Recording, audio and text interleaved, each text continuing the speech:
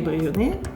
Je suis directrice de l'école Burlot depuis 10 ans. Je suis Monsieur Grégoire, directeur de l'école Max Dormoy à Bellerive-sur-Allier. Alors l'école Burlot, c'est une école qui a ouvert en 1933, donc elle a 90 ans. Il y a 8 classes actuellement. À ce jour, on a 173 élèves présents, donc 8 enseignants. Alors l'école Max Dormoy a une spécificité, c'est que d'abord c'est une école d'inclusion. Nous avons ici 8 classes, plus un dispositif Ulysse, plus une classe de l'IME, l'aquarelle, qui est externalisée à l'école.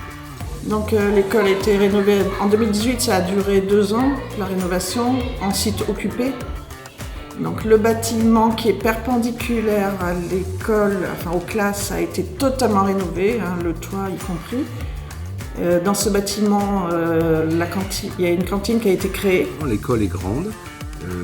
Nous avons des équipements qui sont satisfaisants, bien que certaines choses doivent être rénovées, mais c'est déjà dans les plans de la commune. Nous avons un équipement informatique de qualité. Chaque classe est équipée d'un ENT, d'un ordinateur portable pour chaque enseignant, mais également nous avons 2 classes mobiles, c'est-à-dire des tablettes qui nous permettent de nous accompagner dans un certain nombre d'apprentissages.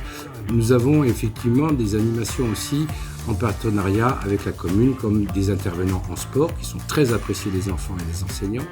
Nous avons également des intervenants en éducation musicale. On fait venir 2 fois par an des spectacles, donc des spectacles vivants pour les enfants, donc du théâtre essentiellement. Théâtre, ça peut être marionnette. C'est vrai qu'on essaye beaucoup, moi je trouve que c'est très important d'ouvrir les enfants à la culture. Pendant les vacances, j'ai une collègue, ça fait donc 5 ans qu'elle fait ça, Madame Wittmer. Elle fait des stages, ce qu'on appelle maintenant des stages de réussite. Donc on choisit, on cible des enfants, donc par exemple des enfants à peu près de cycle 2 qui ont des difficultés en lecture.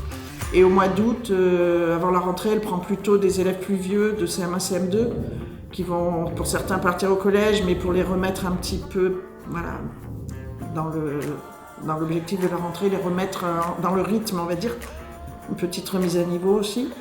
Nous travaillons autour de la difficulté scolaire à essayer de trouver des solutions, et notamment en accompagnant les enfants dans des dispositifs que nous avons mis en place, les activités pédagogiques complémentaires, mais également du soutien école pour ce qu'on appelle devoir fait.